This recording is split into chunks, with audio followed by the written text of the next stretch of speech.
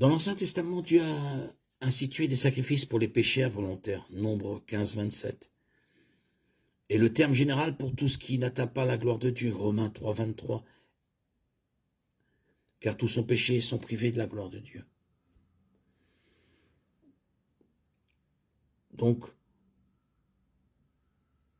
le péché est présent dans chaque être humain, né depuis la chute d'Adam, Genèse 3, 6, 7, Romains 5, 12. Si on ne le contrôle pas, le péché continue et nous conduit à avoir un esprit réprouvé, dont parle Romains 1, 28. Et comme ils n'ont pas jugé bon de connaître Dieu, Dieu les a livrés à leur entendement réprouvé pour commettre des choses indignes. Notre nature pécheresse nous pousse naturellement à graviter vers l'égoïsme, l'envie, l'orgueil, même lorsque nous essayons de faire le bien. L'apôtre Paul a fait allusion à sa propension à pécher lorsqu'il a écrit « Je sais que le bien n'habite pas en moi », c'est-à-dire dans ma nature pécheresse. Car je voudrais faire le bien, mais je ne puis l'accomplir. Romains 7, 18. Peut aussi signifier tomber après avoir été proche. Pierre a péché lorsqu'il a renié Jésus. Luc 22, 34, 56, 62.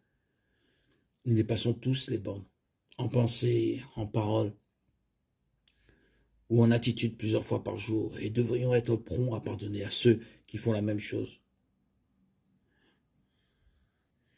David nous dit « Heureux l'homme dont les transgressions sont pardonnées et dont les péchés sont couverts » Psaume 32, 1.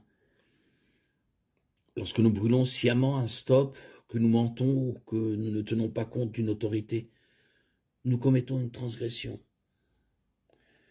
Le péché mène à une progression vers le bas, vers laquelle, sans la puissance réparatrice du Saint-Esprit, nous tendons tous.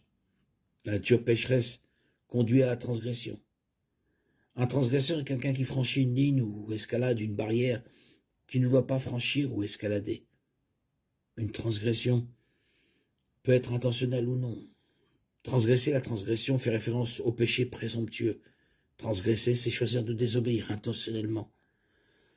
La transgression est une intrusion volontaire. Samson a intentionnellement rompu son vœu de Nézira. Le péché de Nézira fait référence à un choix prémédité. Commettre l'iniquité, c'est continuer sans se repentir. Le péché de David avec Bathsheba, qui a conduit au meurtre de son mari, Uri, était une iniquité de Samuel 11, 3, 4. Michée de 1 dit « Malheur à ceux qui méditent le mal, à ceux qui méditent sur leur couche. Ils l'exécutent dès la lumière du matin, car ils ont le pouvoir de le faire. » Dans le psaume de la repentance de David, il crie à Dieu en disant « Lave toutes mes iniquités et purifie-moi de mon péché » Psaume 51, 2. Dieu pardonne l'iniquité comme il le fait pour tout type de péché lorsque nous nous repentons. Jérémie 33, 8. Hébreux 8, 12.